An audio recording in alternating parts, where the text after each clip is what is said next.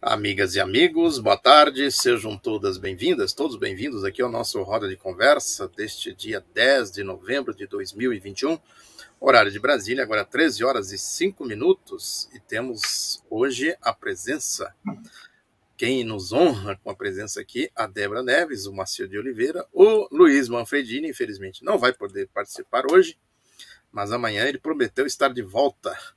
Mas, boa tarde, Débora, seja bem-vinda ao nosso Roda de Conversa. Você está com o microfone fechado, Débora? Agora sim. Boa tarde, Jorge, Oswaldo, Moacir. Obrigada, é um prazer estar aqui com vocês na Roda de Conversa e tenho certeza que vai ser uma tarde boa aí. Muito bem, o Moacir de Oliveira, conhecido nosso aqui, já esteve aqui com a gente no Roda de Conversa. Boa tarde, Moacir, seja bem-vindo de volta. Boa tarde, Oswaldo, boa tarde, Gregory, boa tarde, Débora. Um prazer estar aqui com vocês mais uma vez para a gente conversar sobre esse assunto tão importante para o presente, para o passado e principalmente para o futuro, que é a preservação da memória política desse país tão sofrido. Verdade. Jorge Gregory, direto de Brasília. Alô, Brasília! Boa tarde, Oswaldo. Boa tarde. Grande prazer conhecê-la, Débora. Boa tarde, Moacir. Bom, o Moacir já participou aqui com a gente, só que agora você viu, Moacir, que está mais chique, né? Tem uma vinhetazinha de abertura, né? Nossa live. Boa tarde aos nossos internautas. Muito bem, entramos na modernidade, não é isso?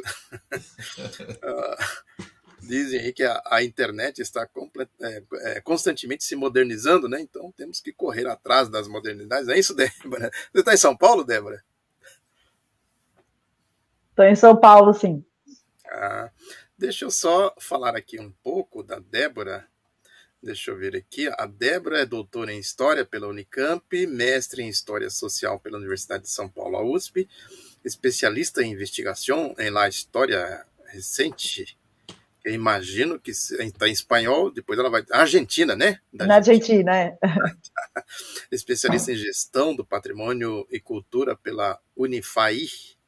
Unifai, que eu já não sei o que é. Universidade... É o Centro Universitário Assunção, que é também ligado à PUC de São Paulo. Ah, tá. Bacharel e licenciada em História pela Universidade de São Paulo.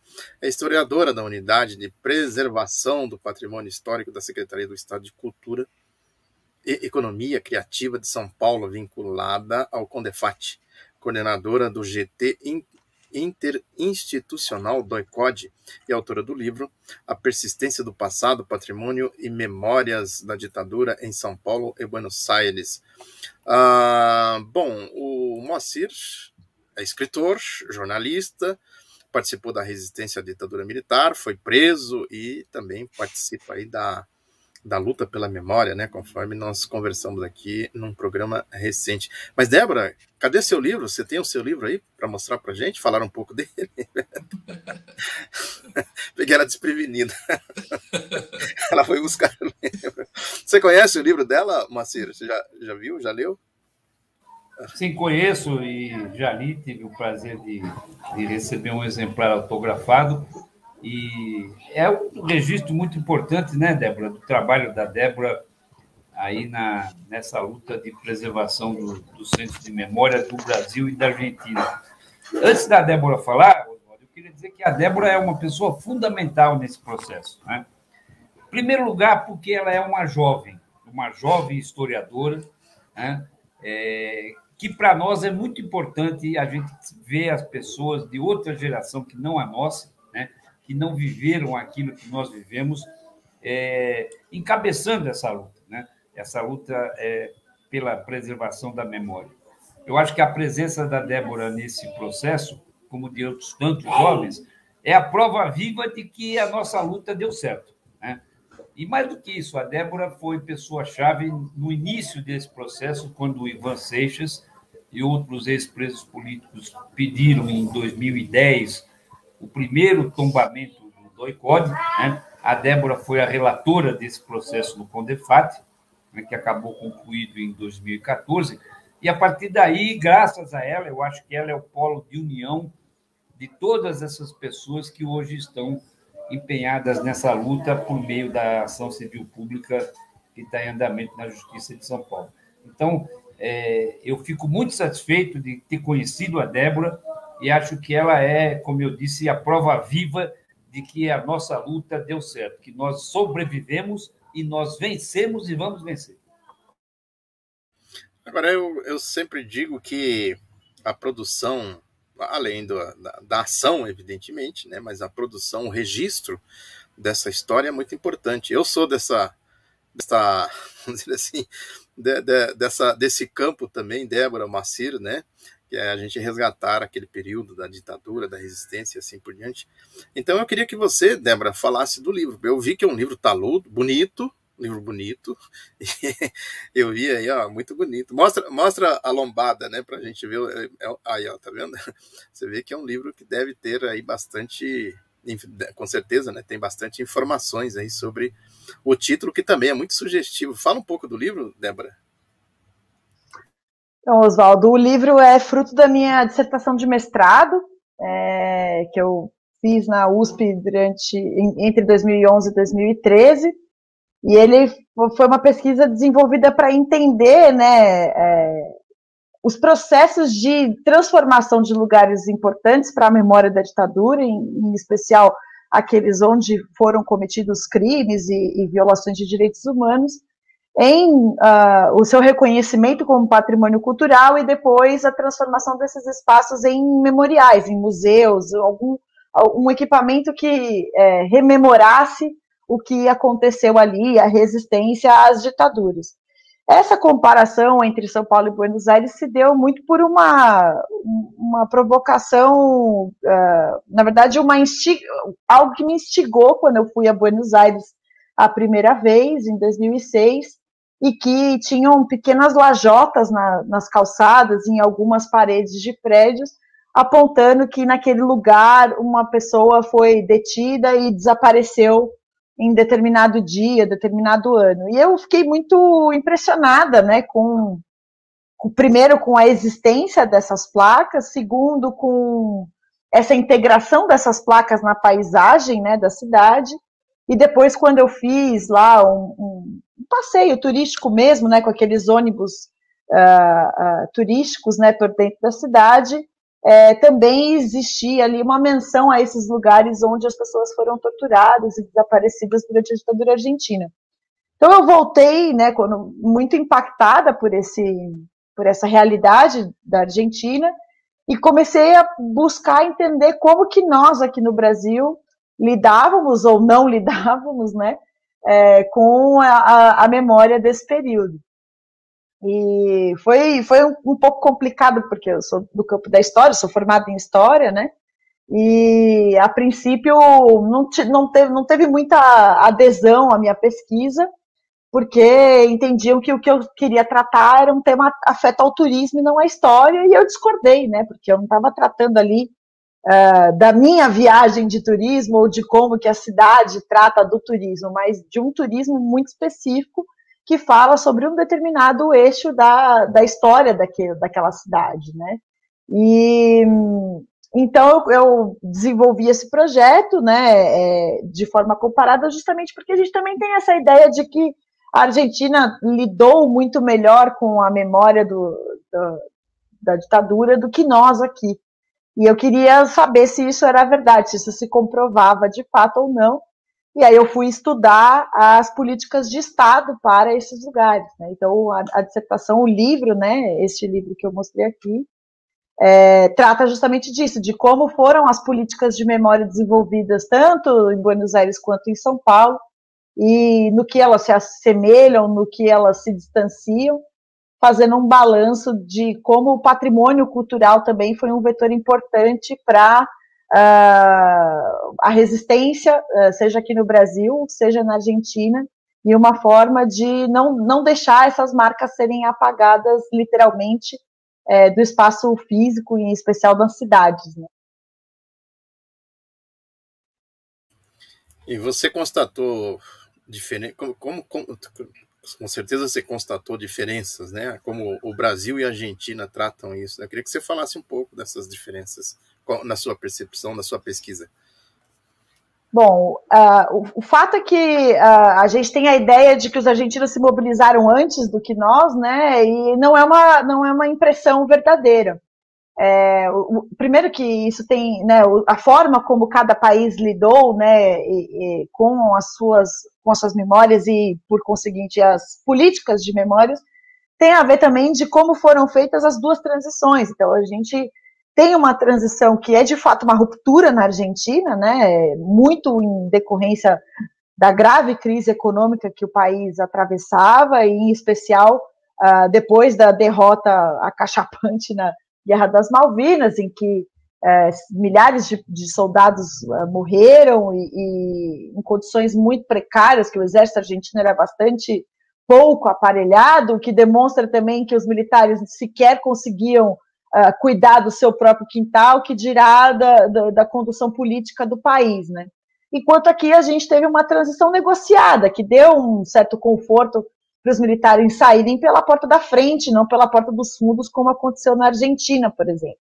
Então, esse processo inicial da transição é importantíssimo, né, para a gente compreender o que aconteceu em cada lugar.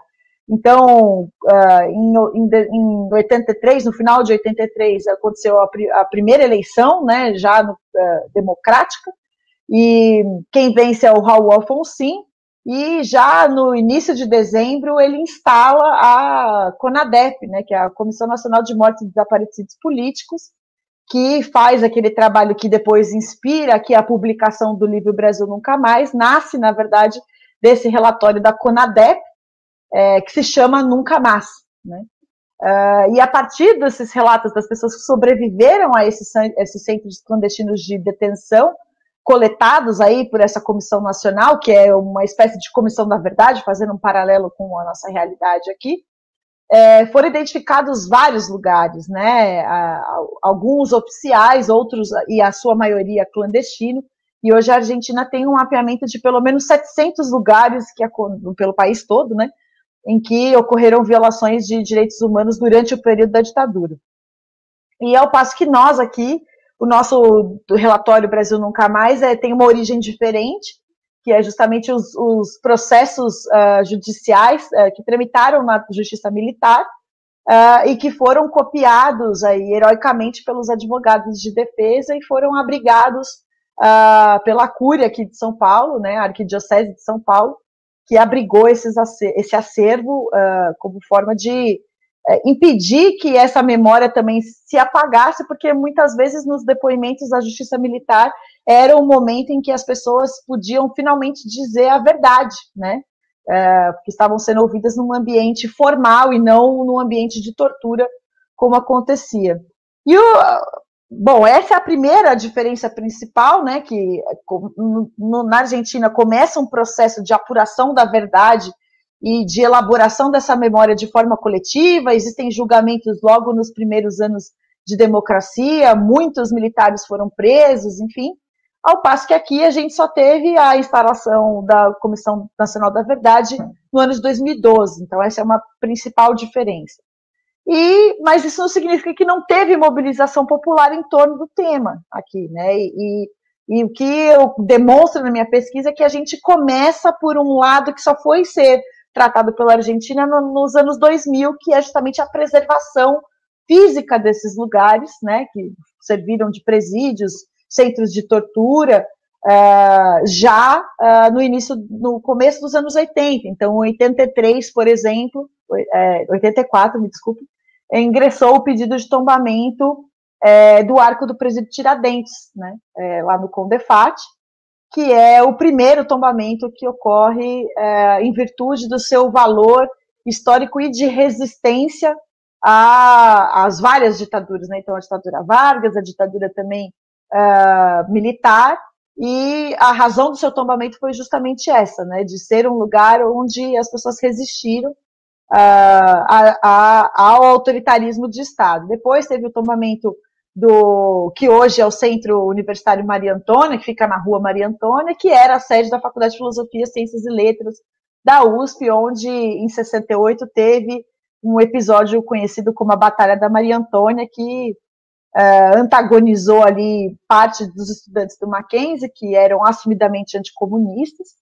contra os estudantes da USP, que foi de fato uma batalha física, né? Enfim, teve inclusive um estudante secundarista que perdeu a vida nesse confronto. Moa está falando que estava lá, provavelmente. E até no ano passado não, desculpa, agora em outubro desse ano teve uma manifestação, uma passeata, né, que foi feita a partir da Avenida Paulista, contrária ao governo Bolsonaro, que terminou na frente do Centro Universitário Maria Antônia, onde várias lideranças desse movimento falaram, rememorando esse espaço, e esse também foi um prédio tombado em 1988, em virtude da sua característica de ser um lugar de memória e resistência à ditadura. E, por fim, em 99, teve o tombamento do prédio do antigo DOPS, aqui em São Paulo, que foi onde está instalado hoje, o Memorial da Resistência. Então, a nossa diferença é essa: enquanto a gente não teve, né, essa mobilização por parte do Estado e política para a apuração da verdade, da memória e, por fim, a justiça, que não veio ainda, infelizmente, a gente teve a preocupação de preservar fisicamente esses espaços, coisa que a população de Buenos Aires, né, só se mobilizou a partir do final dos anos 90, quando Carlos Menem, então presidente da Argentina, em 98, propõe a demolição da Escola Superior de Mecânica da Armada, conhecida como ESMA, para a pacificação nacional e a construção de um parque que tinha por objetivo, segundo Menem, de unificar o país em torno de uma cultura de paz, enfim.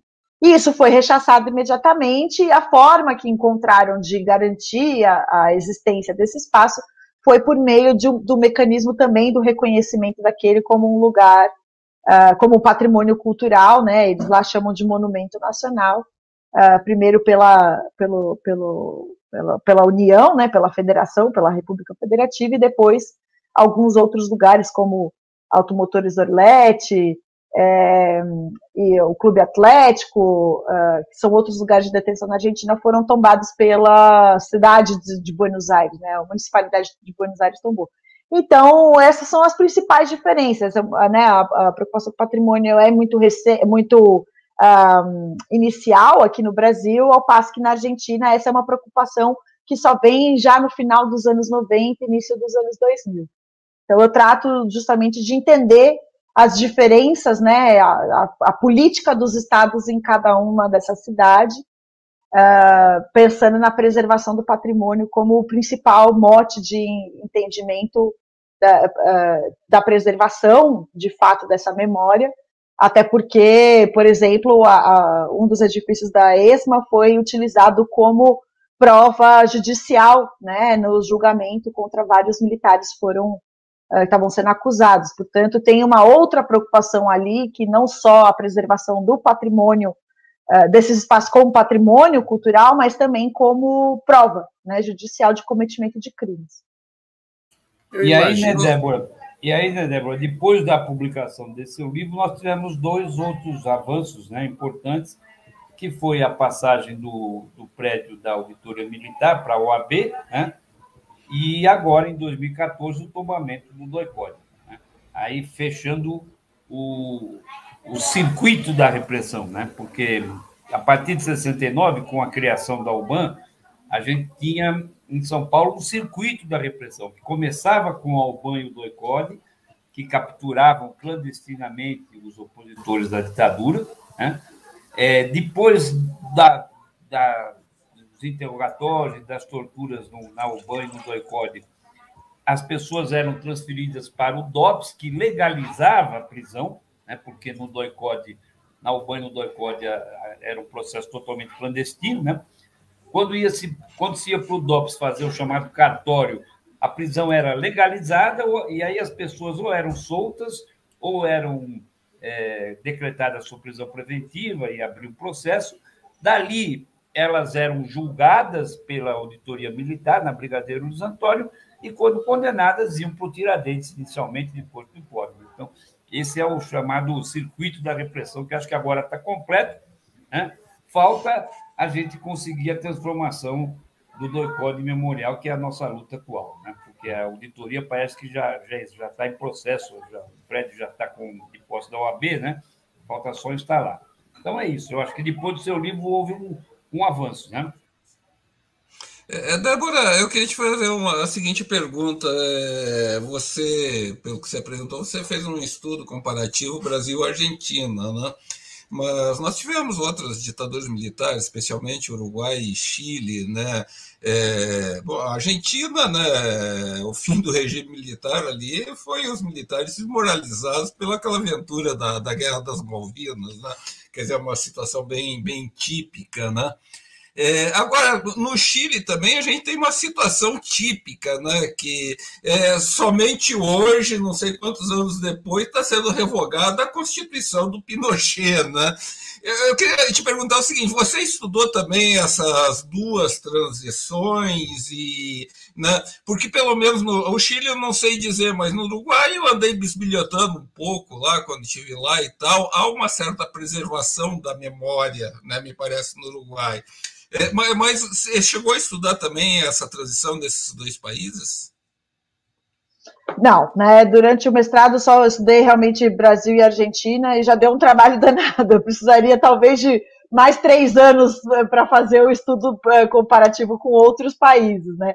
Mas eu acabei, por conta do trabalho, né, conheço um pouco, sim, o processo de transição nesses outros países, né, em especial aquilo que se refere à preservação de lugares de memória, e de fato, assim, o Uruguai tem muito pouco ainda no espaço público preservado sobre esse tema, né, tem um monumento que foi construído lá, que é tombado, reconhecido como patrimônio cultural da nação, em que é uma obra de arte, na verdade, né, com um vidro em que estão escritos os nomes das pessoas que morreram em virtude do seu combate contra a ditadura no Uruguai. E o Chile é mais complicado, porque é exatamente isso, né? Eu acho que nesse sentido se assemelha um pouco mais ao nosso processo, né? Na verdade, o Chile transiciona para a democracia só em 91, quando tem lá um plebiscito para saber se deve-se continuar com o governo Pinochet, se deve ter eleições ou não, se deve ter uma nova Constituição ou não. Tem até um filme que se chama No, que retrata bem esse período, né, esse momento da transição no Chile. Faz uma comissão da verdade muito assim complicada, com resultados questionáveis, mas questionáveis do ponto de vista do para que serviu, né? Mas é importante também para apurar os crimes que aconteceram, e mais recentemente, né, com políticas mais expressivas de memória sobre esse período. E por que só agora, né? Porque a memória do Pinochet ainda é muito positiva no Chile, né? Existe uma parte pinochetista muito importante no Chile que comandou a política até ontem, né? Então, por isso, só agora, né? E depois de uma mobilização popular intensa e contínua, né? Que não arredou pé, é que se revogou essa Constituição. Quer dizer, ainda não revogou, mas está em debate uma nova Constituição que põe abaixo essa última herança constitucional aí da ditadura, ou seja, é um processo de transição contínua. Então, essas transições que a gente pode dizer, elas não acontecem no momento da ruptura, né, ou da passagem da ditadura para a democracia, mas elas são processos, né, contínuos, que é justamente o entendimento da justiça de transição. O conceito de justiça internacional de justiça de transição é justamente esse, de você só conseguir consolidar a democracia quando efetivamente são apuradas, a verdade vem à tona, é possível rememorar, portanto, essa verdade, e se executa a justiça para os crimes cometidos, né? Então, na Argentina, a gente tem um processo mais completo, né? Inclusive, o Jorge Rafael Videla, que foi o ditador da Argentina por boa parte dos 5 anos, 5 não, né, dos são 8 anos, né, de ditadura argentina, ele falece, inclusive, na prisão, em 2014 ou 2015, não me lembro agora, depois de ter sido imputado uma pena de prisão perpétua a ele, né? Então, que é algo que a gente não viu acontecer aqui, não viu acontecer no Chile. O Pinochet também não pagou pelos crimes que cometeu.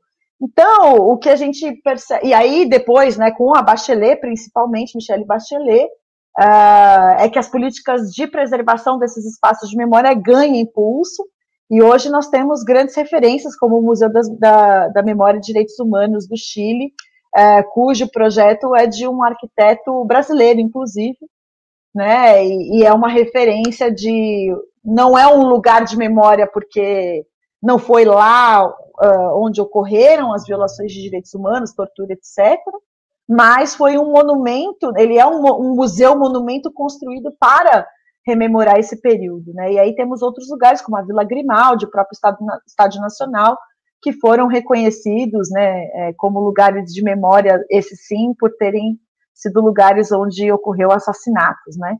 Então, esses são os principais pontos aí desse Cone Sul nosso aqui, né? E o Paraguai também bastante lateral, com algumas poucas e incipientes políticas de memória ocorrendo por lá, que não é um tema tão presente no debate público quanto nos outros países, principalmente Argentina e Chile, né? E aqui a gente está somando, né, a atuação do próprio Estado no reconhecimento desses lugares, a partir da reivindicação de pessoas como o Moacir e outros tantos, né, como ele citou aqui, o Ivan Seixas, que reivindicaram aí não só o tombamento, mas a transformação desses lugares em lugares de memória, justamente para fazer aquilo que ele falou do circuito, né? Então, eu, quando estava fazendo o estudo, né, do meu mestrado, estava também fazendo o estudo de tombamento do DOI-CODE, então as coisas se confundem bastante, assim,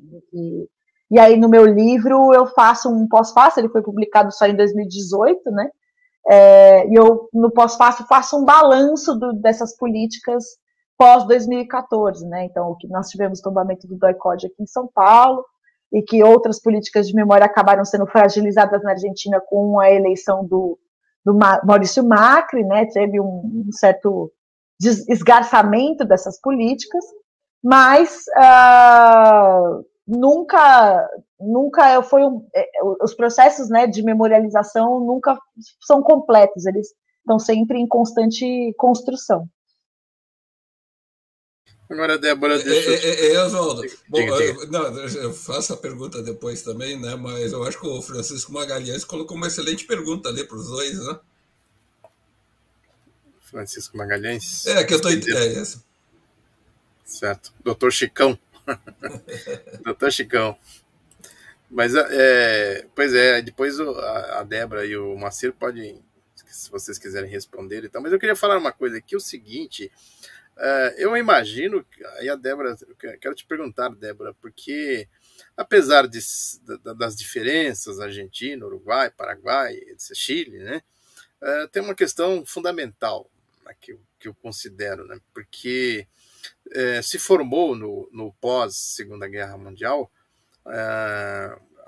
se chamou de Guerra Fria, mas na verdade era uma guerra que tinha sentido ideológico mais profundo, né, quer dizer, se estabeleceu uma lógica de expansionismo à base das brutalidades que a gente viu aí, né? Quer dizer, quando a gente fala aqui das brutalidades, das barbaridades, das bestialidades das ditaduras desta região, chamou de Cone Sul, depois se juntaram aí na tal da Operação Condor ou Condor, né? Mas é o que a gente viu se fazer, por exemplo, na Coreia, na Guerra da Coreia, na Guerra do Vietnã, né?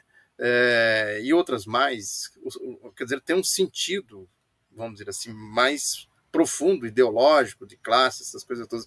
Quer dizer, enquanto eu acho que se a gente fazer efetivamente a constatação de que esse é o pano de fundo, né, de todas essas barbaridades que aconteceram, eu acho que isso é fundamental, isso é importante a gente fazer, né? Quando a gente constata, nós vamos exatamente mostrar que aquela realidade, né, ela surgiu, né, de uma situação concreta, né, vamos dizer assim, de um projeto, de um processo político da geopolítica, por isso que se repete.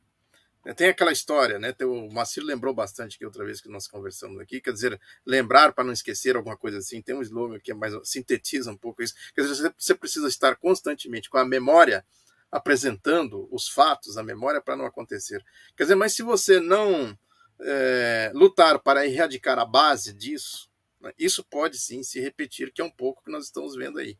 Quer dizer, nós estamos no bolsonarismo, quer dizer, exatamente a lógica da bestialidade, dessa bestialidade toda, se manifestando agora por outros meios, né, com uma recorrência constante por parte do presidente desse período, né, e assim por diante. Quer dizer, então, eu imagino que na Argentina não teve lei da anistia, mas aqui no Brasil, quando nós tem uma lei da anistia, eu não sei se é igual a nossa, depois eu queria que você falasse, essa que era a pergunta, né, como eles lidaram com isso, né, na Argentina, porque aqui no Brasil eu lembro que na época até fiz uma pesquisa mais, vamos dizer assim, mais aprofundada sobre aqueles debates, porque o Aurélio Pérez, vocês estão vendo aqui que eu fiz a biografia dele, ele participou diretamente disso, né? Ele era uma espécie assim de sombra do Teotônio.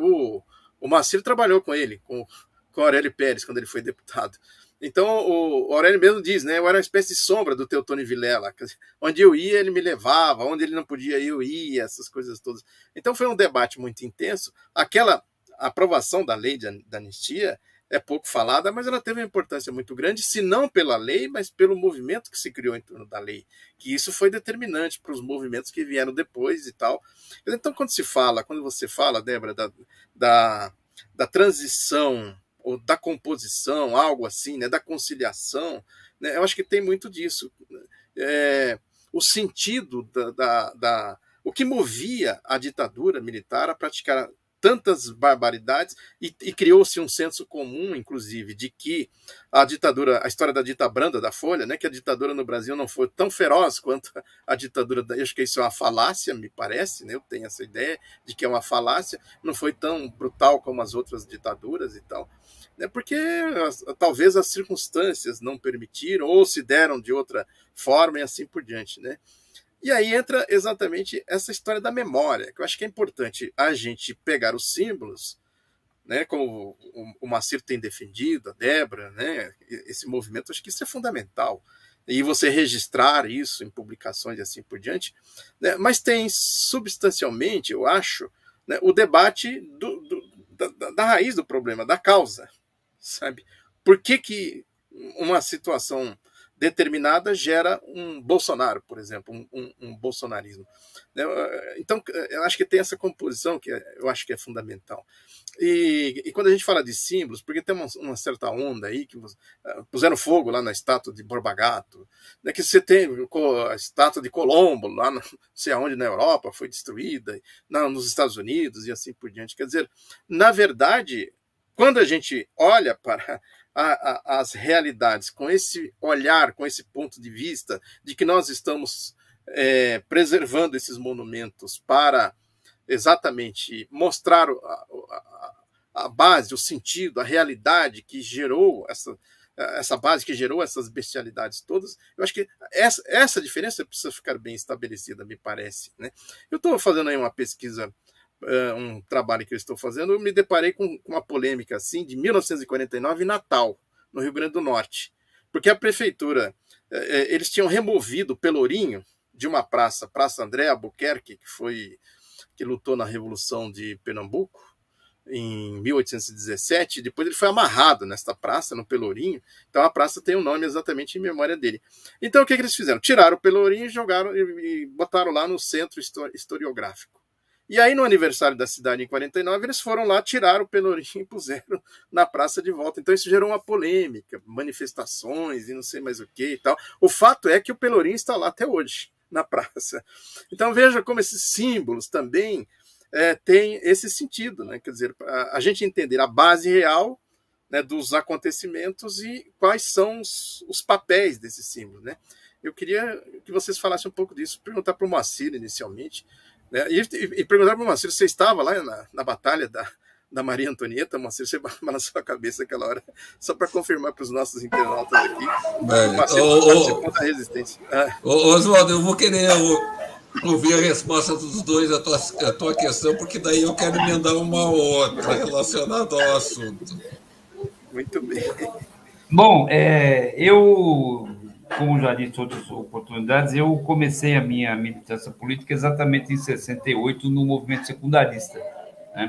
E participei perifericamente, né? Eu não estava dentro da faculdade, mas quando a gente recebeu a notícia, vários secundaristas foram para Maria Antônia e, de certa maneira, participei. Sim, tem inclusive uma foto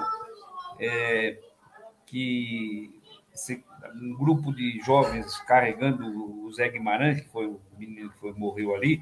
Na frente está o Ari Costa Pinto, que a Débora conhece, que participa do nosso comitê aí de transformação, e do lado, eu não apareço na foto, mas do lado direito do Ari estou eu. Então, joguei uns coquetelzinhos Molotov, sim, lá no Mackenzie.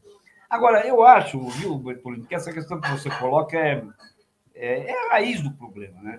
Me parece que a eleição do Bolsonaro não cabe aqui por que ela aconteceu politicamente, mas ela trouxe à tona um Brasil que estava submerso, né? Que a gente sabia que existia, mas não sabia do peso dele. Então, o que hoje nós vivemos é um Brasil que está aí. Eu não sei como é a situação da Argentina, do Chile, dos outros países, mas esse bolsonarismo que ainda sobrevive é uma realidade da sociedade brasileira que a gente precisa enfrentar, né?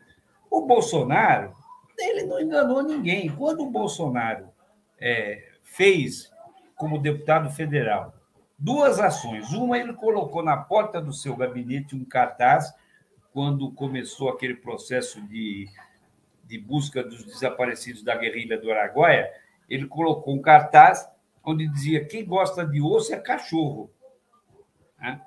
Foi uma primeira coisa.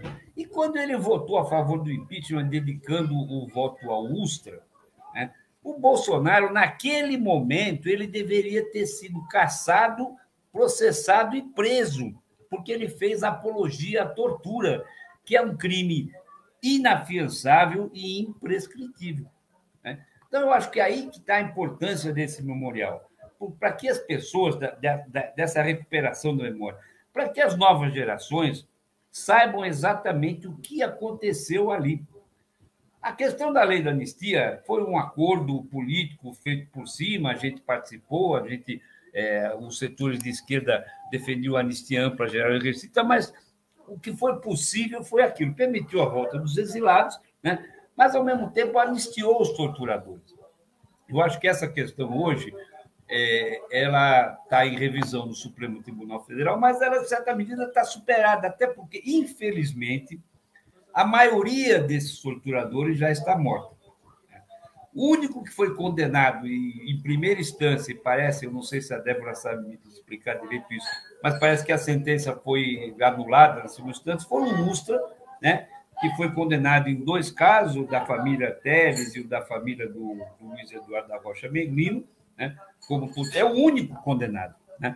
Mas a maioria deles já morreram. Então, hoje, e o essa Curió, questão... Moacir, e o Curió? O Curió teve aí uma denúncia recente. O Curió está vivo, ele está vivo, não tem condenação, e foi recebido pelo Bolsonaro, né? O Bolsonaro, presidente, recebeu a dona Joseíta Ustra, que é a esposa do Ustra, e recebeu o Bolsonaro no Palácio do Planalto, né? A dona Joseíta, ela não é só a esposa do Ustra, gente.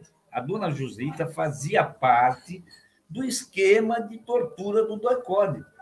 A dona Joseíta ia no DOI-CODE, eles moravam lá uma época, o Ustra, ela e a filha Patrícia, ela levava a filha para conversar com as presas, com as mulheres, né?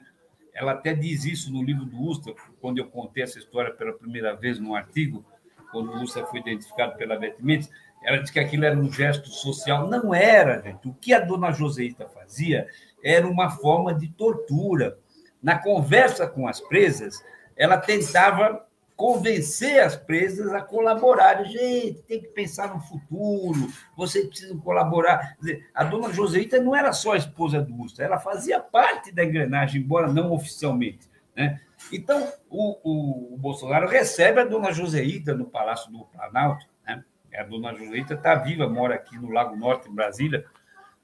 Outro dia, inclusive, eu fui visitar minha filha, que mora por ali, acabei passando, por acaso, na frente da casa deles lá, e ela estava lá sentada, ela estava velhinha e tal. Enfim, né? Então, qual é a importância disso? Hoje, é claro que a gente queria que acontecesse aqui no Brasil o que aconteceu na Argentina, que esses criminosos fossem presos, condenados, processados, fossem para a cadeia. Mas a maioria deles já morreu, então não é mais uma questão de revanchismo, é uma questão de preservação da memória. Tem alguns vivos ainda, né? O capitão Birajara está vivo, né? O JC, Dirceu Gravina, está vivo, né? Eu acho que o capitão Ramiro, o Pedro Mira Grancieri, está vivo. Aí em Fortaleza tem o Obedão, Edísio Lima Maciel, que era o Obedão Zé Bonitinho, também está vivo, né? Alguns estão vivos e alguns até escaparam da Comissão da Verdade. Mas a função desse memorial é essa, é que as novas gerações, eu acho que a Débora, quando ela começou a fazer o curso de História, não sei se ela tinha noção exatamente do que era o DOI-CODE, eu acho que um pouco, né, Débora? Você foi se aprimorando disso depois. Assim como a Débora, hoje você pega a nova geração, porque isso não se fala na escola. Então, a função do memorial, no DOI-CODE, é exatamente essa, é criar um espaço, um equipamento cultural onde se preserve a memória e se conte para as novas gerações. Eu sei que a Débora e a sua equipe já está iniciando a coleta de depoimentos de presos, né? Que vão fazer parte do acervo do futuro memorial. É preciso contar, né? É preciso contar, por exemplo, que uma menina de 16 anos foi presa, torturada e foi obrigada a dar choque num companheiro, no caso eu. Ela contou essa história, já gravou seu depoimento, né? O que esses caras fizeram eram barbaridades, né? Que as pessoas talvez não tenham dimensão disso. Eles eram sádicos, eles não eram servidores públicos do Estado cumprindo uma missão. Eles eram sádicos, né? O delegado de polícia Gaeta, Lorival Gaeta, que era conhecido como Mangabeira, era um sádico, uma pessoa absolutamente abominável. Então, isso precisa ser contado. Para quê? É aquela velha frase que o Oswaldo lembrou, que é o disco da Comissão da Verdade, né? Para que não se esqueça, para que nunca mais aconteça. Eu acho que isso que é a nossa missão, o que nós podemos deixar para as novas gerações. Bom, pegando o gancho aí do Moa, tem muitas coisas que a gente pode falar, né? Mas eu queria começar sobre o debate da lei de anistia, é isso, né? A lei de anistia não foi consenso, o movimento pela anistia, né? A comissão de anistia, os comitês, né?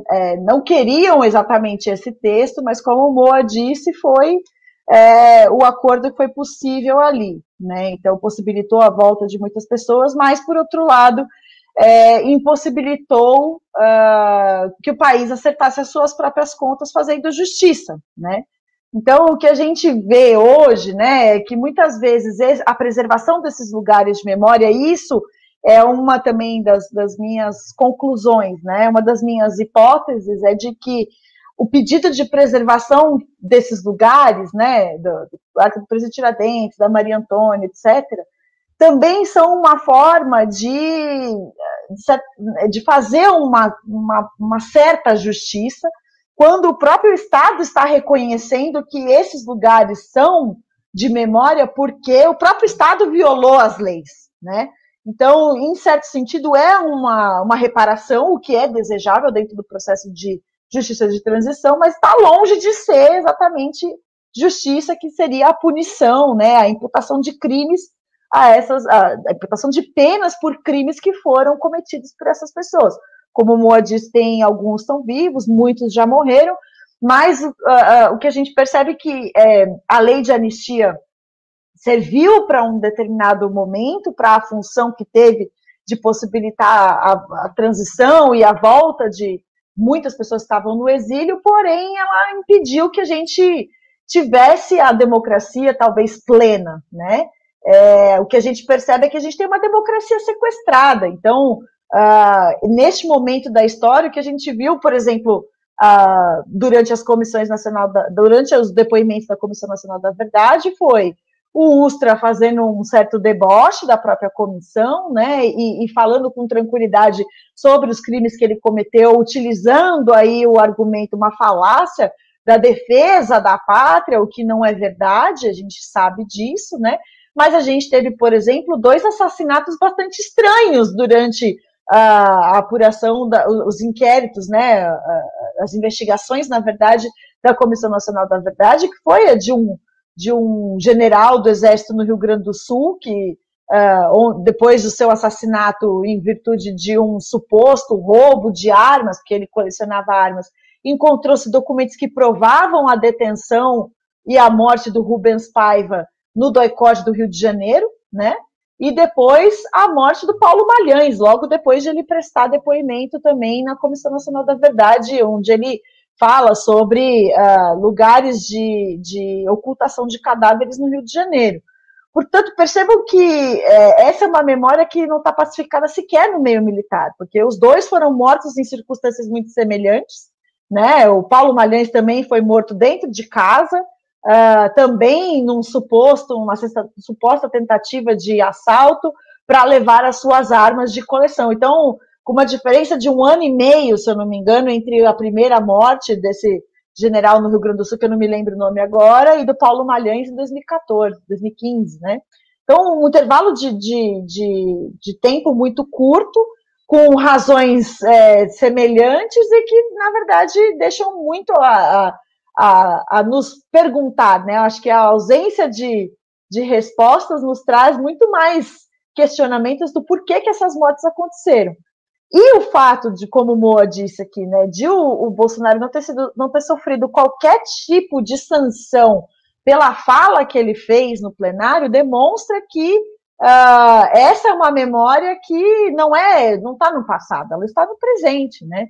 Então, algum tempo atrás também saiu algumas notícias falando sobre, na verdade, um vídeo, né, de Nelson Jobim, que foi ministro da Justiça no governo Fernando Henrique, depois ministro da Defesa no governo de Lula e depois de Dilma, né, em que ele mostra, em que ele fala abertamente as manobras que ele fez para impedir qualquer avanço da responsabilização desses agentes, seja na conhecida lei de mortos e desaparecidos políticos durante o governo Fernando Henrique, que estabeleceu um marco ali e possibilitou que as famílias de desaparecidos tivessem uma certidão de óbito para poder dar finalmente entrada, por exemplo, em pedidos de pensão, em poder tratar burocraticamente a morte dessas pessoas, né? Depois, também uma obstrução ali no Plano Nacional de Direitos Humanos, em que teve um embate entre ele e o Paulo Vanucci por conta justamente da apuração de crimes, né, em virtude da instalação de uma comissão da verdade, e por fim, depois, na instalação da comissão da verdade, já em 2012, quando teve uma ameaça de renúncia coletiva dos 3 comandantes das Forças Armadas em virtude de uma suposta tentativa de revanchismo com a instalação da Comissão da Verdade. Portanto, a gente vive esse cenário de democracia sequestrada, né, também em virtude da lei de anistia que impediu que esses agentes fossem punidos, né, como o Moa falou. O único, nós temos 2 agora condenados, o primeiro foi o Ustra pela Justiça Paulista, teve uma revogação da condenação em segunda instância, mas depois no STJ teve a confirmação, salvo engano, da condenação dele na esfera civil, não na esfera criminal. Então, a única coisa que nós tivemos é a possibilidade de chamar o Ustra de torturador sem sermos processados por conta disso, porque a justiça nos permite hoje chamá-lo abertamente de torturador em virtude da sua decisão. E o segundo foi o Carlinhos Metralha, que teve uma decisão agora, recente, nesse ano, num processo em que também estava rolado o Ustra, que também teria sido condenado, não tivesse morrido em 2016, né? Portanto, 2015. Portanto, o que a gente vê é uma continuidade. Não se trata aqui de fantasmas do passado, se trata de pessoas que estão agindo e atuando impunemente. Nós temos hoje um governo essencialmente militar, talvez mais militar do que foi a ditadura, Nós temos cerca de 8.000 militares no executivo, no poder executivo, em diversas frentes, e o que nós vemos é a impossibilidade aí de acertar as contas com o passado, por conta da própria impossibilidade de punir esses agentes. E isso se reflete muito na atuação das polícias, né? Não à toa, nosso índice de letalidade da polícia no Brasil é um dos maiores do mundo, porque existe essa sensação de realmente da impunidade, a certeza da impunidade perante os crimes que foram cometidos durante a atuação desses militares, né? No exercício de suas funções. E só para fechar aqui o raciocínio a partir da provocação do Oswaldo, né? Duas coisas. Sim, a Argentina teve um processo de anistia, foram 2 leis editadas no final dos anos 80, se eu não me engano, em 89, uma que se chamava Lei do Ouvido, que era, e outra que se chamava Lei de Ponto Final, né? Então, Lei do Ouvido é a lei do esquecimento, ouvido em espanhol é esquecimento. Essas leis, em suma, né, estabeleciam um prazo para apresentação de denúncia contra militares na justiça, que era o final daquele ano de 89, e também a impossibilidade de apresentação de denúncias depois. E também teve se eu não me engano, a lei de ouvido falava sobre a não imputação de crimes, né, a pessoas que eram subordinadas. Então, tinha uma tendência de punir apenas aqueles que tinham algum cargo superior e não aqueles que estavam executando as tarefas, vamos dizer assim. Então, teve, sim, já depois da Comissão Nacional da Verdade, lá da CONADEP, que começou em 83, depois dos juízos, né, que começaram em 84 e se arrastaram, teve essas 2 leis, a lei de ouvido e a lei de ponto final, que é isso, estabelecia um prazo para apresentação de denúncias na justiça. O que é flagrantemente ilegal, porque quando se trata de crimes contra a humanidade, são crimes imprescritíveis, então pode ser apresentada denúncia a qualquer momento, que é o que o Ministério Público Federal tem feito aqui no Brasil, né? Então, essas leis foram revogadas já na gestão do Néstor Kirchner, o que possibilitou a reabertura desses juízos que correm até hoje na Argentina. Já chegou a milhar, se eu não me engano, desses juízos todos, que muitas vezes são transmitidos pela internet, são de acesso público, né? Então, o que mostra a diferença, né, de como tratou-se essa memória. Então, não tem como a gente falar de memória e não repetição se a gente não acertou as contas ainda com o que está acontecendo, né?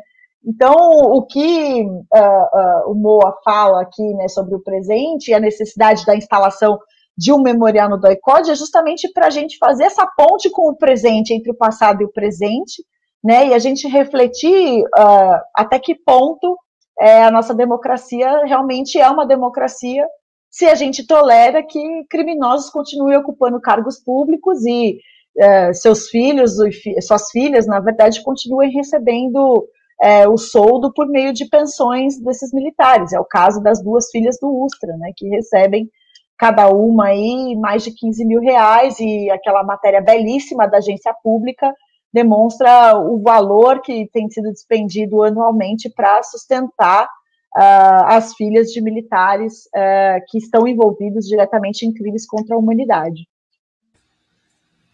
Só para complementar, Gregor, rapidinho o que a Débora disse, eu acho importante destacar o seguinte, que nós tivemos, desde a retomada da democracia no Brasil, com a eleição do Tancredo e depois do Sarney, nós tivemos 2 governos do Fernando Henrique, não vou contar o governo do Collor, 2 governos do Lula e 2 governos da Dilma, né? São 2, 4, 6 anos aí, 2, 4, 6, 8, 2, 4, 6, 8, 10, 12 anos. Né? Sem contar Collor e Sarney e tal, nesse período todo, tiveram alguns avanços, né? Do âmbito do Ministério da Justiça, na Comissão de Mortos Desaparecidos, o Brasil nunca mais foi o precursor disso e tal. Mas a Comissão Nacional da Verdade só foi instalada em 2000, 2014, né? 2012. 2012. E como a Débora disse, ela teve uma oposição muito, não só uma oposição dos militares, né, dos comandos militares na época, que tentaram desmoralizar e tal, como nenhuma colaboração. Eu participei da Comissão Nacional da Verdade como colaborador, voluntário, em alguns momentos, e tudo que se requisitava oficialmente para os comandos militares do Exército, da Marinha e da Aeronáutica, o próprio Ministério da Defesa, não era respondido. Né? Não era respondido, eles simplesmente ignoraram. Né? O relatório final foi ignorado. Né?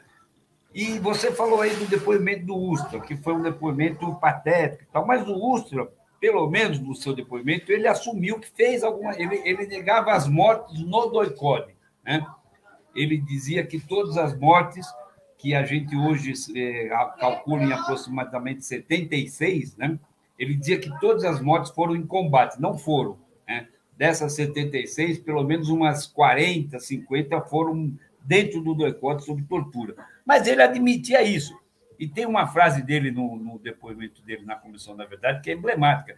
Quem deveria estar aqui não sou eu, é o Exército Brasileiro. Essa frase, para mim, é emblemática. Né? Agora, pior do que o depoimento do Ustra para a Comissão da Verdade é o depoimento do delegado Aparecido Laertes Calandra, o capitão Birajara. Esse está vivo, teve cargo aí no governo Alckmin em São Paulo. Se vocês quiserem na internet, no canal da Comissão Nacional da Verdade, vocês têm acesso a esse depoimento. Delegado Aparecido Laertes Calandra, que em todo o seu depoimento ele simplesmente negou a participação em qualquer ação do DOI-CODE. Ele dizia que era um mero assessor jurídico. Mentira! Né? Inclusive, durante o depoimento, estavam lá presentes vários ex-presos, o Ivan, o Gilberto Natalini, a Darcy Miak, que eu me lembro de ter visto assim, e não foi feita uma cariação desse. O capitão Birajara era um dos chefes de uma das equipes de investigação, torturador notório, sanguinário. Ele era um sujeito que fala muito manso, então ele fazia...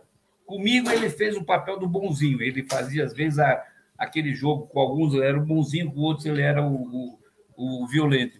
Mas parece que ele está envolvido em vários assassinatos, acho que do próprio Daniele, do Vladimir Herzog. E esse sujeito vai na Comissão da Verdade e nega tudo. Não, eu era um mero assessor jurídico. Mas só conhecia alguém, não.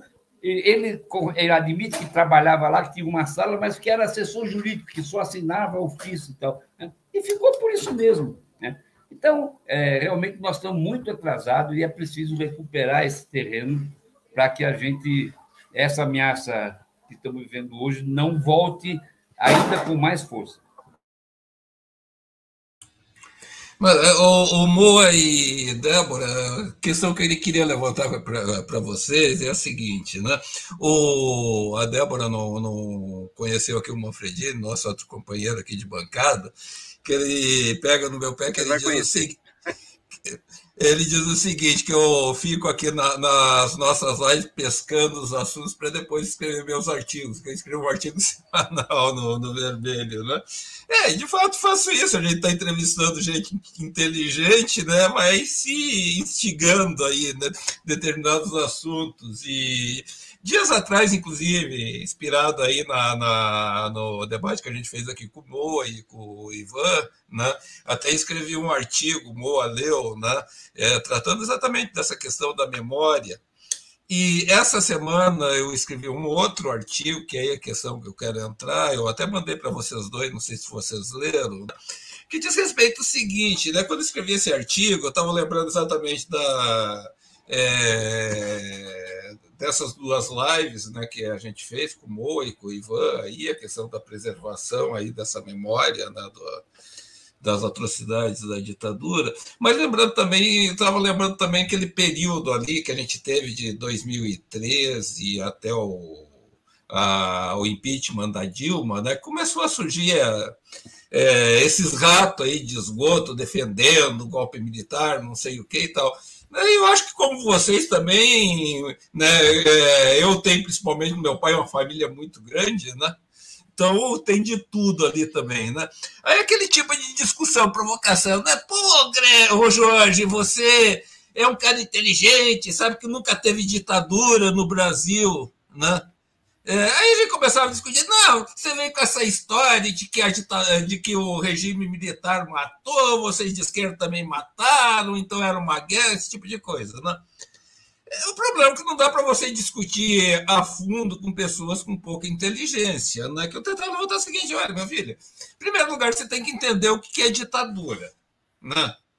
Toda ditadura, no conceito de democracia que a gente tem hoje, né, ela se baseia o quê? A democracia em impactos sociais que estão consubstanciados nas constituições, ou seja, são democracias constitucionais. No momento que você provoca uma ruptura constitucional, claro, você pode ter revoluções também, né? E você impõe à sociedade uma nova constituição, uma nova norma, através da imposição e não, né, da pactuação social, você instalou uma ditadura. Né? Ao lado violento é uma consequência, o lado perverso posterior. Né?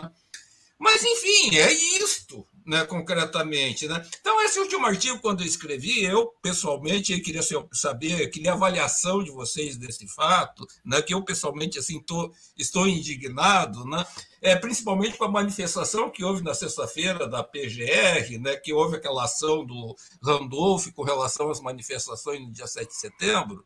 Para mim é o seguinte, estão todas as evidências de que Bolsonaro convocou um golpe de Estado para o dia 7 de setembro. Não teve força para fazer porque o Exército e as polícias militares não aderiram como ele queria, mas houve uma convocação de um golpe. Né? Quer dizer, de ruptura institucional. Né? Pela própria Constituição, na minha opinião, quer dizer, na minha opinião, não está expresso lá na Constituição, é o mais grave crime de responsabilidade do presidente da República. Né? E, pô, vai ficar por isso mesmo? Né? Quer dizer, vamos ser, como você usou o termo aí, Débora, tolerante. Então, eu queria a opinião de vocês, né, a respeito deste fato aí, esse 7 de setembro.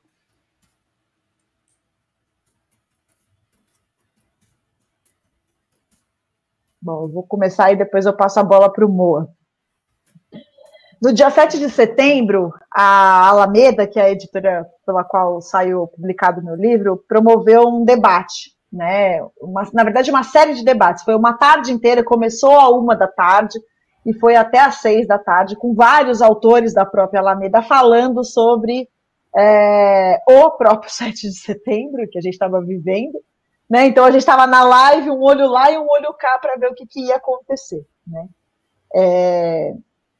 E o que aconteceu é isso que você apontou aqui, né? Esse esgarçamento, esse truco, né, do Bolsonaro, que acabou não gerando o efeito que ele queria, porque não teve a adesão de policiais militares, e o próprio Exército, as Forças Armadas, de um modo geral, né, não fecharam um acordo entre si. Então, acho que é bem importante a gente deixar claro isso, né, que não aconteceu um golpe, como aconteceu em 2016, porque não teve consenso. Se tivesse tido consenso, talvez nós não estivéssemos aqui para conversar sobre isso agora.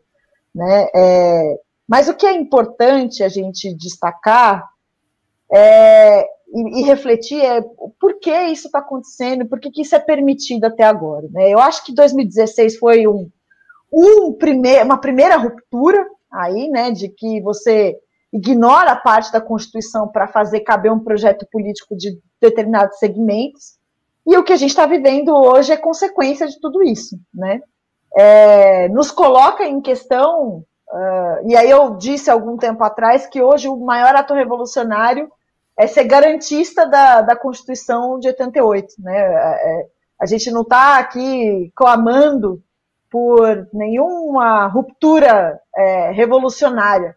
O que a gente está defendendo hoje, o maior ato revolucionário, é defender a Constituição. E é muito importante, Gregory, você ter apontado isso, né? de quando que a gente, como o momento que a gente caracteriza um golpe e uma ditadura, né? E é exatamente isso. Quando teve o golpe em 64, a Constituição ainda estava vigente, né? E ela foi modificada só em 67, 3 anos depois. E depois já não cabia mais a Constituição de 67 e começou a editar-se atos institucionais, né? O primeiro deles, inclusive, suspendendo as eleições municipais e assim por diante, porque o governo viu que se continuasse tendo eleições, eles perderiam nas urnas. Então, a saída foi impedir de que acontecessem eleições. E aí, por conta disso, as pessoas acham que democracia é só o ato de votar, né? Mas muita gente fala que não teve ditadura porque ainda existia o voto para senador, né? Em 72 teve eleições, etc. E depois as eleições para municípios retornaram, enfim. Então, muita gente fala que constitucionalmente não tinha uma ditadura porque tinham eleições, e não está muito longe de ser verdade. E a violência dessa ditadura, ela não foi só uma violência física, eu acho que é importante destacar isso, né? Muitas pessoas falam, veio com esse papo da teoria dos 2 demônios, que também aconteceu na Argentina, e que fala, inclusive o relatório final lá da Comissão Nacional de Desaparecidos Políticos, né, da CONADEP, o relatório Nunca Mais, o prefácio dele abre falando justamente de uma suposta guerra entre 2 lados, e o que não tem nem como a gente, não dá para a gente aceitar esse argumento, porque de um lado você tem o Estado agindo contra os seus cidadãos, e do outro lado você tem cidadãos pouco ou nada organizados tentando lutar contra a máquina do Estado. Então, ficou caracterizado esse período como terrorismo de Estado, que é quando o próprio Estado começa a atuar contra os seus cidadãos, descumprindo os seus preceitos constitucionais. Então, as nossas violações aqui não foram só violações físicas ou psicológicas daquelas pessoas que foram presas, mas nós tivemos várias violências. Entre elas, a profunda desigualdade social que se aprofundou ainda mais durante esse período, na ditadura civil-militar aqui do Brasil.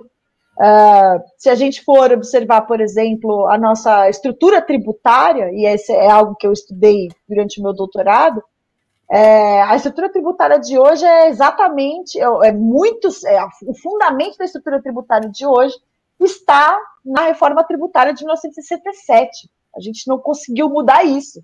Portanto, a taxação, né, os impostos aqui continuam recaindo sobre os mais pobres, porque em nenhum momento a gente conseguiu romper com a ordem econômica que possibilitou, durante uma ditadura, a construção de um arcabouço legal que taxa os mais pobres, né? Então, quando a gente fala de taxação de grandes fortunas, a gente não está falando só de justiça social, mas também de um acerto de contas com a ditadura que aprofundou isso e que a gente não conseguiu até hoje superar.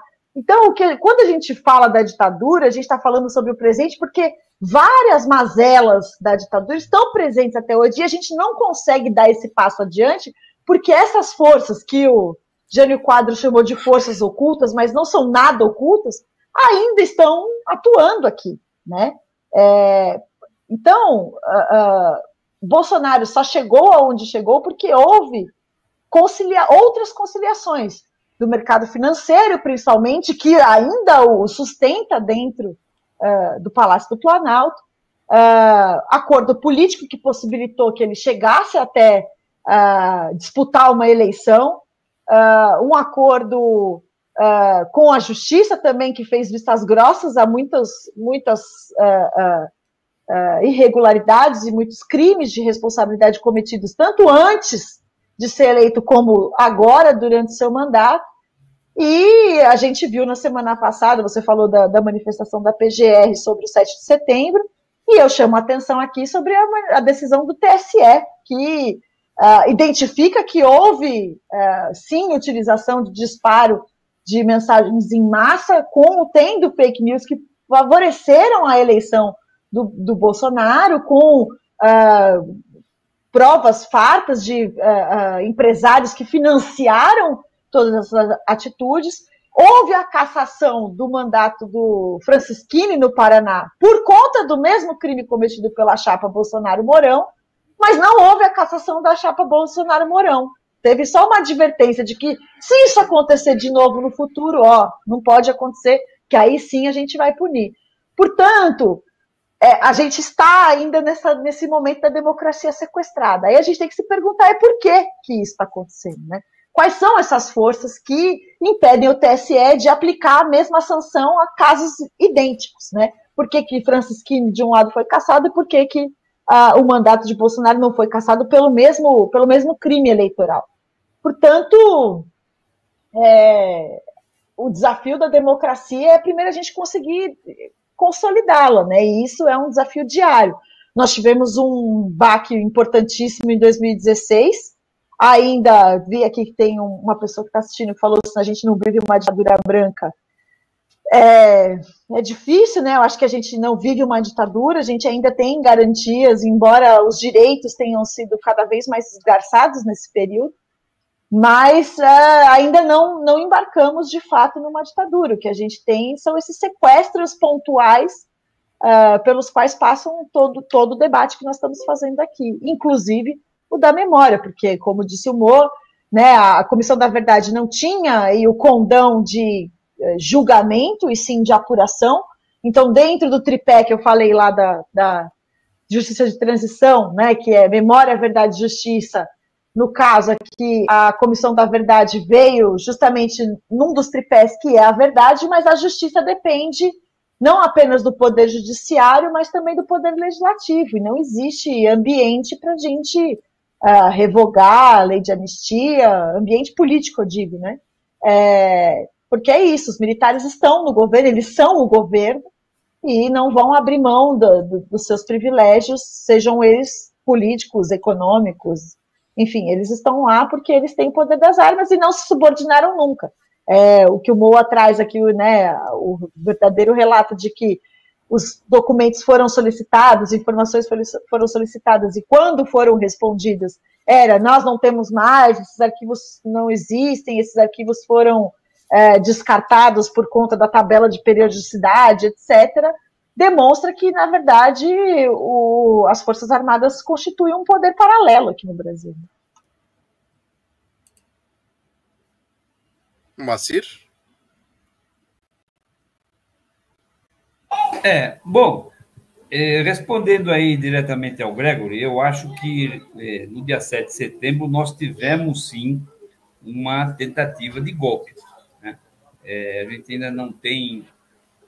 Todas as informações não foram ainda tornadas públicas, mas pelo que saiu de lá para cá, a gente intui que um personagem foi chave na noite do dia 6 para o dia 7 para impedir o golpe, que foi o presidente do Supremo Tribunal Federal, Luiz Fux, que ligou para o comandante do Exército no momento em que eu estava aqui em Brasília. Por acaso, naquela hora, eu estava passando ali pela Esplanada, quando, por volta de 7 horas da noite do dia 6, a Polícia Militar de Brasília liberou a Esplanada para os caminhões, as vans e as coisas dos bolsonaristas entrarem na Esplanada.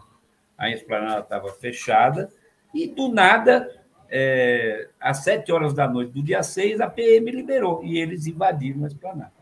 O plano, pelo que a gente sabe, era a invasão do Supremo Tribunal Federal, com os caminhões imensos, né? E a gente sabe, já teve várias matérias sobre isso, o Luiz Fux, naquela noite, ligou para o comandante militar, acho que o comandante do Exército, e aí meio que desmobilizou o esquema, porque a ideia parece que era começar a invasão do Supremo e aí nos outros estados, as PMs e tal. Isso é evidente. Houve essa tentativa, foi frustrada. Por que foi frustrada? Primeiro, porque o Bolsonaro não inspira confiança em ninguém. O Bolsonaro é uma caricatura, né? Ele não é... Se você, Bertolino, se você fosse comandante do Exército, você iria confiar no Bolsonaro? Não. Né? Segundo, os próprios militares hoje são muito fracos. A gente não tem uma grande liderança militar, como tinha no passado o Golbery, o general Olímpio Mourão, né? Então, eu acho que isso, por enquanto, ainda segura a onda.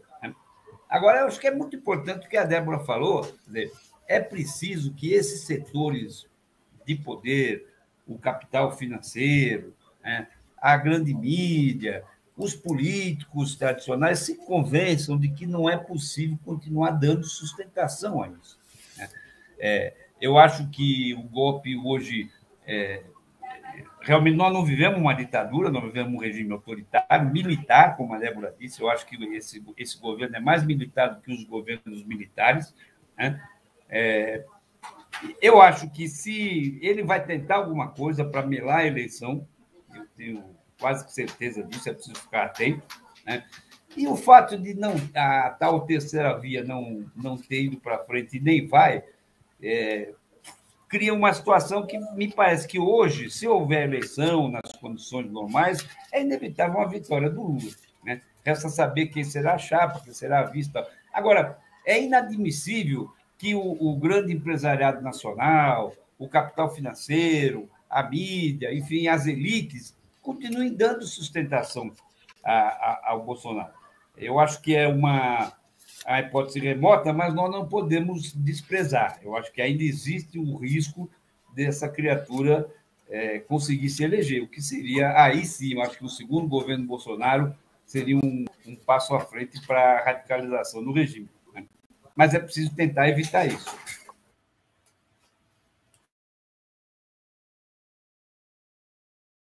Muito bem, infelizmente o tempo voa, que passa que a gente nem vê, já estamos chegando aqui no nosso teto, mas eu acho que a Débora, assim como o Moa, toca em pontos essenciais, mas a Débora falou agora aí numa questão que eu acho que é determinante na atual circunstância, que é exatamente a Constituição, porque a Constituição é uma espécie de âncora, não é isso, Débora? De tudo que se conquistou na luta pela democracia, está ali na Constituição. Quer dizer, então, na verdade, quando se fala de pacto, o Gregory falou, o sentido da democracia, que vem exatamente é um pacto democrático. Agora, é um pacto democrático que não foi pactuado pacificamente. Essa é uma questão. Isso vem de uma luta armada, inclusive, do enfrentamento com a ditadura militar. Então, quando a Constituição abrigou essas conceituações democráticas, no seu sentido, seu perfil democrático, não foi assim algo que a gente possa dizer que se pactuou pacificamente, E aí você tem, portanto, após a Constituição, a luta continua, diria o ex-presidente Lula.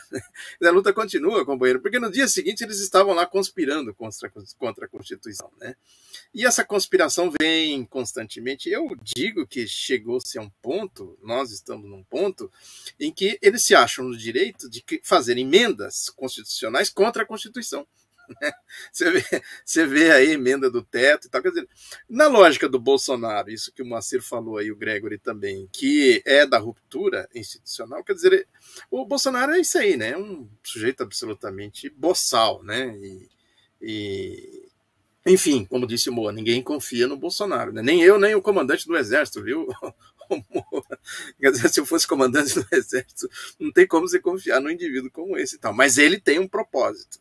E ele não renunciou a esse propósito. Quando ele diz o seguinte, que é preciso mudar esse país, não se muda da noite para o dia, não sei o que, ele está querendo dizer o que exatamente? O que ele quer mudar exatamente? Ou seja, é claramente, abertamente, uma confissão de que ele quer, sim, romper com esse pacto democrático, romper definitivamente. Eu acho que é aí que está o ponto da coisa. E eu acho que tem um outro elemento aí, depois nas considerações finais de vocês, tem um outro ponto aí que é a questão da ideologia. Isso é uma ideologia, são ideias, conjuntos de ideias que movem essa gente aí e tal.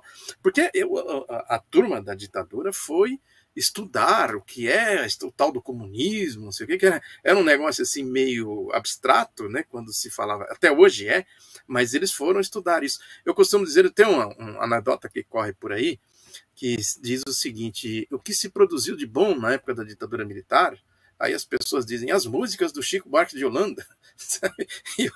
E outras também.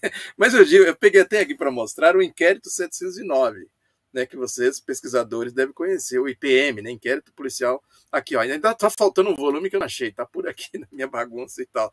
Isso aqui é um estudo profundo da história do Partido Comunista do Brasil, né? E também teve mais na frente o Projeto Review, que vocês devem conhecer. O original não tem um aí que é meio fake, que circula por aí, um resumo, mas o original é uma pesquisa profunda, quer dizer, eles foram estudar, olhar e tal, e formular a partir esmiuçar o que é o comunismo no Brasil e tal, né? Então eu acho que também tem esse aspecto aí da gente não subestimar do ponto de vista ideológico, né?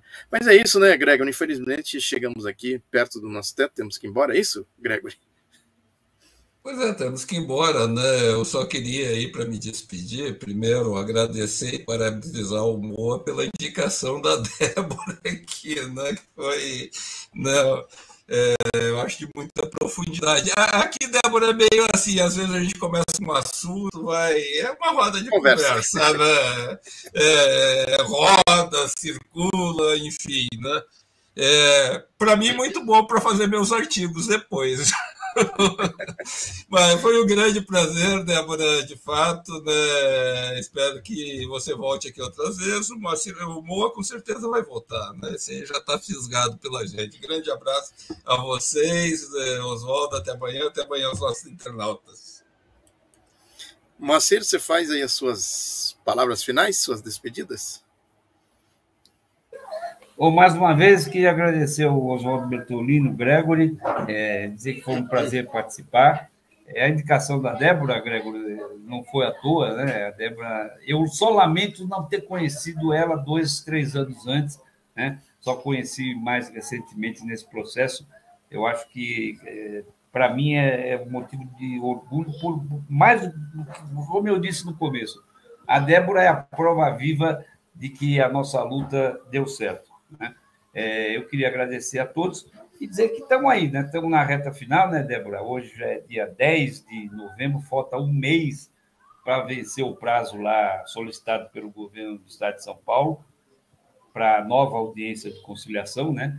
E a gente espera que tudo dê certo. Eu volto a insistir, né? Nós temos um mês, eu faço um apelo a todo mundo que estiver nos ouvindo, nós precisamos chegar ao senhor João Dória, governador do estado de São Paulo, cujo pai foi um perseguido político, foi um exilado político, né?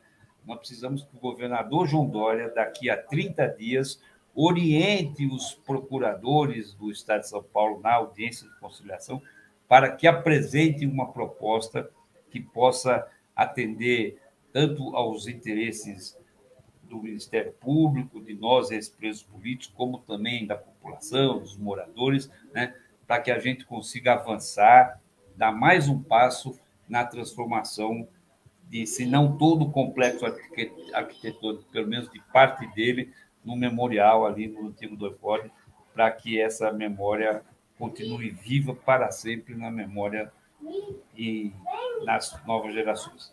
Um grande abraço a todos. A fechar em grande estilo a nossa estrela principal, né? Débora Neves. Fala do livro, Débora. E você viu que é chique, né? Débora com H no final e Moacir com Y.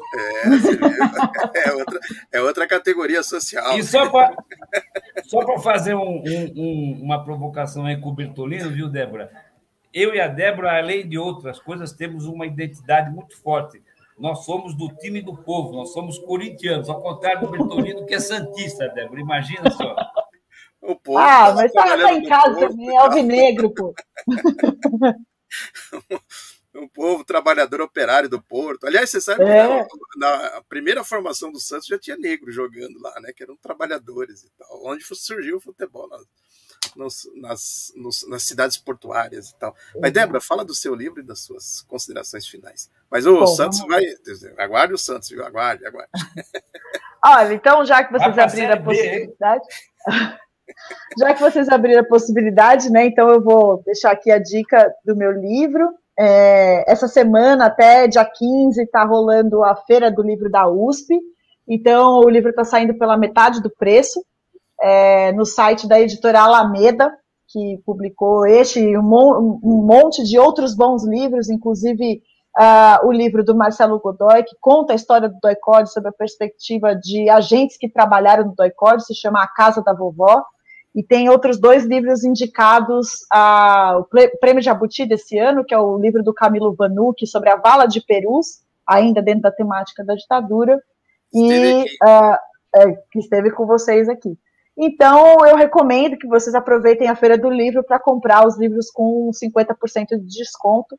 E se a gente se encontrar por aí, eu aproveito para deixar uma dedicatória para quem me cruzar, como foi o caso do Moa, que comprou o livro direto comigo aqui.